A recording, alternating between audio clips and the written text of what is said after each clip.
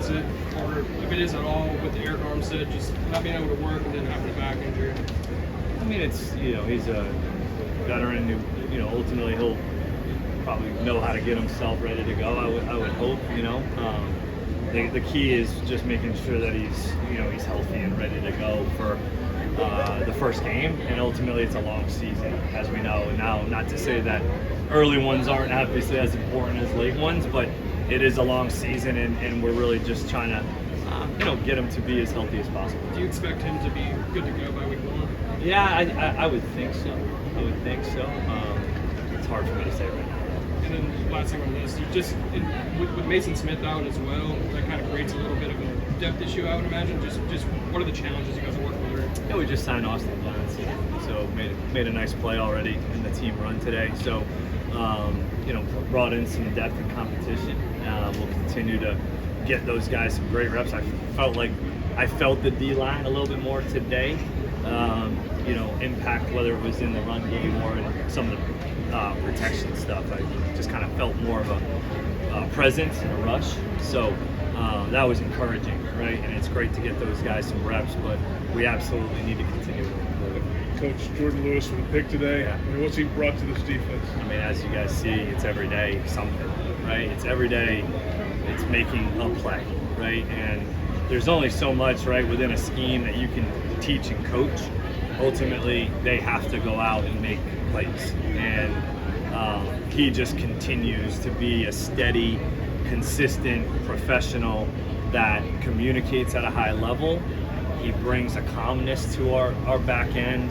He brings a playmaker to our back end, and a great leader for the guys to be able to continue to listen to back there.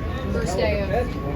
Oh yeah, the guy, it's every day. I mean, you guys have seen how many diving, either pass breakups or interceptions he's had.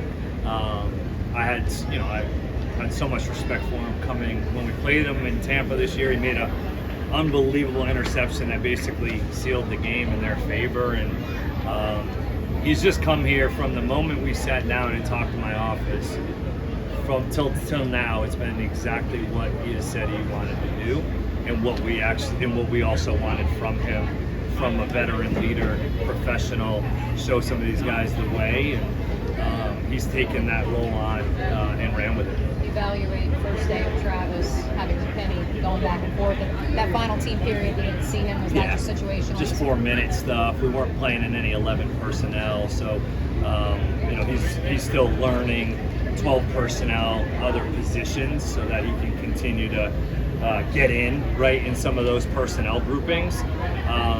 Because he plays the F in 11, to go and play the Z in 12 is just it's just another added learning curve that we need to continue to work on. But I think he'll say he was a little bit more tired than he usually gets. But I thought he still showed up, made some plays across the middle as he's kind of continued to do. And it's just good to get into that habit of, we mentioned we wanted to get to this point of post scrimmage, just starting to let him roll in between racks to get him some extra work. Is this going to be the new normal? Very similar. It might not be every single day, but I would say it would probably be a little bit more normal than not. Liam, have you decided how much the starters are going to go on Saturday?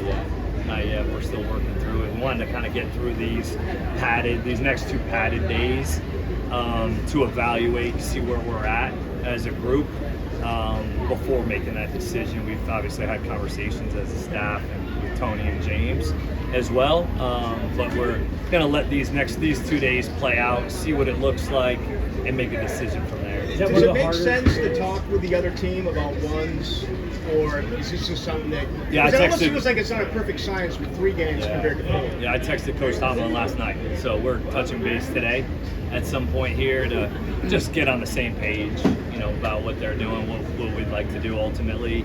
We'll have to ultimately make that decision tomorrow, but we're going to touch base today. Yeah. Is that a hard decision as a head coach to figure out? It is. Because you want them to play, you want to see them, you see what you got, but you don't want to risk injury, right? That's right. That is the ultimate debate. It's not.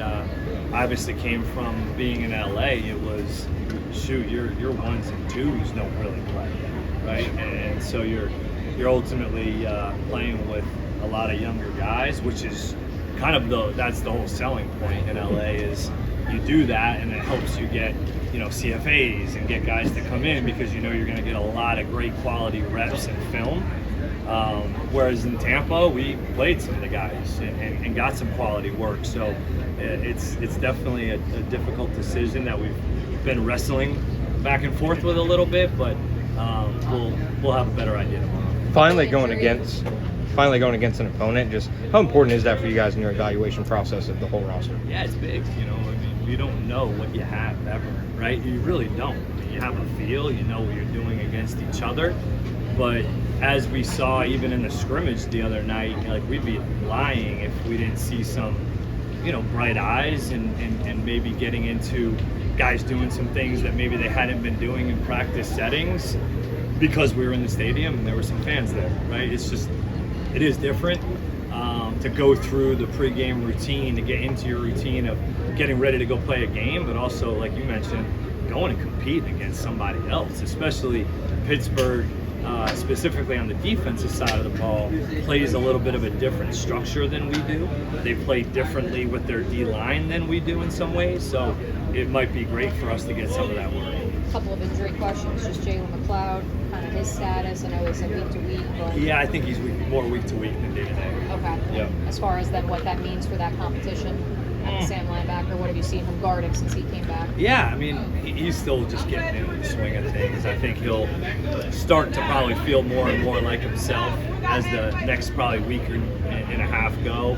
I'm excited to see him be able to go and come off the edge and get him some more team reps. He's just a little bit limited in some ways still right now within the team setting. So I'm excited. I'm excited to actually see who can step up. It's a bummer because Jalen was doing some good things in some of the pass rush actually when he was going in 4 down and playing D end and getting some of that stuff going, which is what he did a lot in college. So that's, it's a bummer, but the competition continues. And then one more, just Wyatt. I feel like Wyatt is Yeah. playing almost every position. Yeah. Is that he came to you guys and said that, or you No, guys yeah, actively- that's our.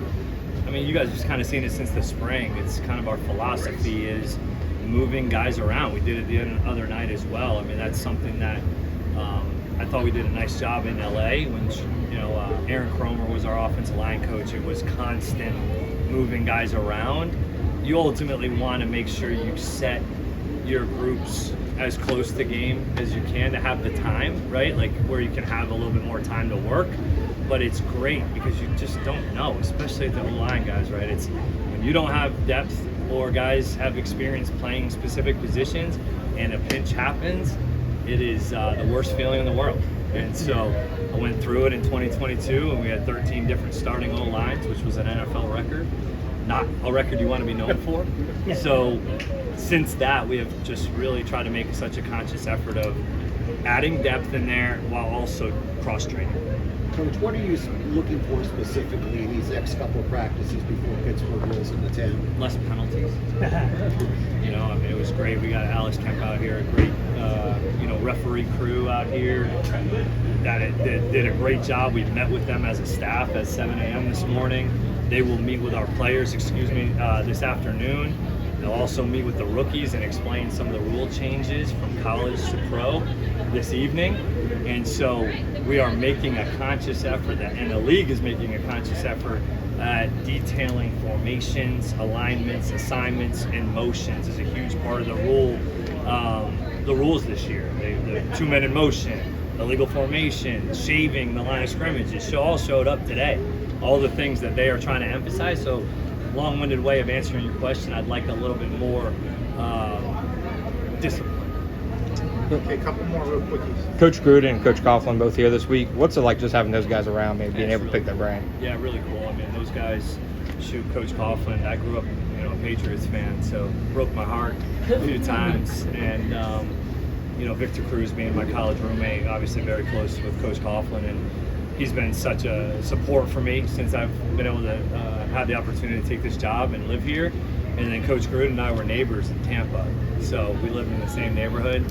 And so that was great. I actually ran into him a few times last year in Tampa, and right before I actually got hired here, I ran into him, and we were having a conversation about that. So it's great to have him here. We're talking some ball. I mean, there is a lot of the evolution of our offense comes from him in so many ways, right? When Sean was with him in Tampa, Sean was in Washington with his brother, and there's a lot of similarities. It's pretty cool.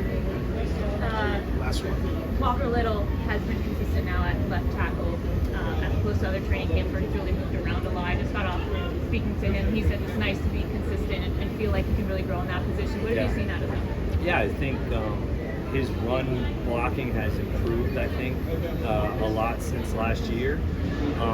Coming off the rock, finishing better.